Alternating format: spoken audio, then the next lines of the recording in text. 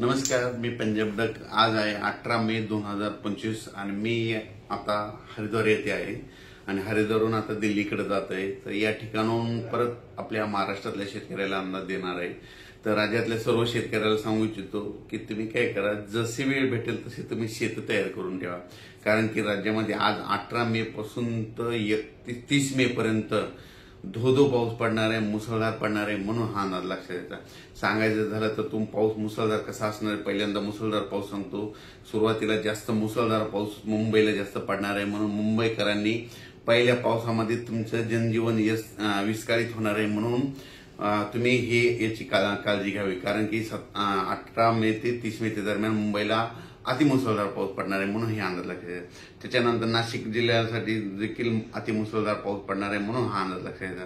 पुणे जिल्ह्याला देखील मुसळधार पाऊस पडणार आहे। कोल्हापूर जिल्हा, सातारा जिल्हा, सांगली जिल्हा, त्याच्यानंतर संपूर्ण कोकणपट्टी मुसळधार पाऊस पडणार आहे। म्हणजे 18 मे ते 30 मे दरम्यान, म्हणून त्यांनी सगळ्यांनी सतर्कतेची काळजी घ्यायची। आणि राज्यात सांगायचं झालं तर नगर जिल्ह्यात देखील मुसळधार पाऊस पडणार आहे, बीड जिल्ह्यात देखील पडणार आहे, त्याच्यानंतर संभाजीनगरला पडणार आहे, जळगावला पडणार आहे, त्याच्यानंतर जळगावला पडणार आहे, इकडं बुलढाणा, अकोला, अमरावती तिकडे देखील मुसळधार पाऊस पडणार।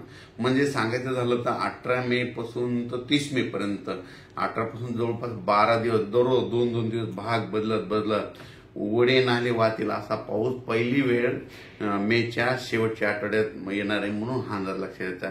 मग सांगायचं झालं तर पूर्व विदर्भ, पश्चिम विदर्भ, दक्षिण महाराष्ट्र, उत्तर महाराष्ट्र, कोकणपट्टी, खानदेश, मराठवाडा सगळीकडेच म्हणजे जोराचा पाऊस पडणार आहे। कोणतंही गाव याच्यातून वंचित राहणार नाही, म्हणून हा अंदाज लक्षात घ्यायचा। सांगायचं झालं तर म्हणजे आज आहे 18 मे 2025, म्हणजे आजपासून जवळपास 12 दिवस राज्यात दररोज वेगवेगळ्या भागात जोराचा पाऊस पडणार आहे। वड्याला पाणी येणार आहे, नाल्याला पाणी येणार आहे, नदीला देखील म्हणजे ना त्याच्यानंतर 22 मे ते 30 मे दरम्यान नद्याला देखील पाणी येणार आहे, म्हणून हा अंदाज लक्षात घ्यायचा। म्हणजे बऱ्याच काही अशा नद्या आहेत त्यांना देखील म्हणजे ओढे नाले वाहणार आहेत, म्हणून हे लक्षात घ्यायचं। आणि नद्याला देखील पाऊस येणार आहे, म्हणून हा अंदाज लक्षात घ्यायचा।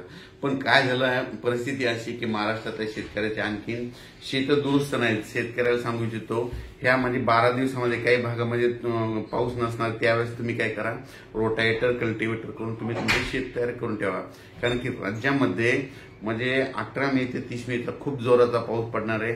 एवढा मान्सूनपूर्व पाऊस तुम्हाला कधी पाहायला भेटणार नाही, इतका पाऊस हा तुम्हाला या ठिकाणी दिसणार आहे। हा मुसळधार पाऊस तुम्हाला सांगायचं झालं तर कोल्हापूर जिल्ह्याला खूप पडणार आहे, त्याच्यामुळे कोल्हापूर देखील नदीला पाणी येणार आहे, म्हणून कोल्हापूरवाल्यांनी लक्षात द्यायची। पुणे जिल्ह्याला देखील झोडपून काढणार आहे, पुणे जिल्ह्यामध्ये देखील अतिमुसळधार पाऊस पडणार आहे। त्याच्यानंतर मुंबईला देखील मुसळधार पाऊस पडणार आहे। मुंबईकरांनी सर्वांना विनंती की तुम्ही काय करा, तुमचं जनजीवन हे होणार, विस्कळीत होणार आहे। त्याच्यामुळे तुम्ही काय करायचं, 22 मे ते 30 मे दरम्यान तुम्ही तुमची काळजी घ्यायची।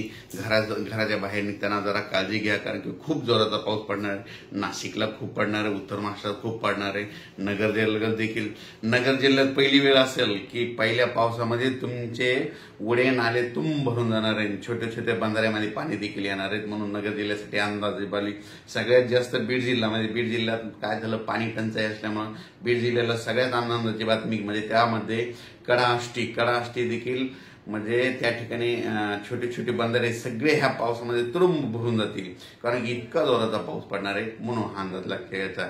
परभणी जिल्ह्यात पडणार आहे, बीड जिल्हा, लातूर जिल्हा, जालना जिल्ह्यात देखील खूप पडणार आहे, हिंगोली, वाशिम, नांदेड जिल्ह्याला देखील खूप पडणार आहे। म्हणून नांदेडकरांनी काळजी घ्यायची गरज आहे, कारण की हा पाऊस जोराचा राहणार आहे, त्याच्यामध्ये विजाचं प्रमाण असणार आहे। माझी शेतकऱ्याला परत एक विनंती, विजा कडकडत असताना झाडाखाली थांबत जाऊ नका, कारण की विजा शक्यतो झाडावर जास्त पडतात, म्हणून हा अंदाज लक्षात घ्यायचा।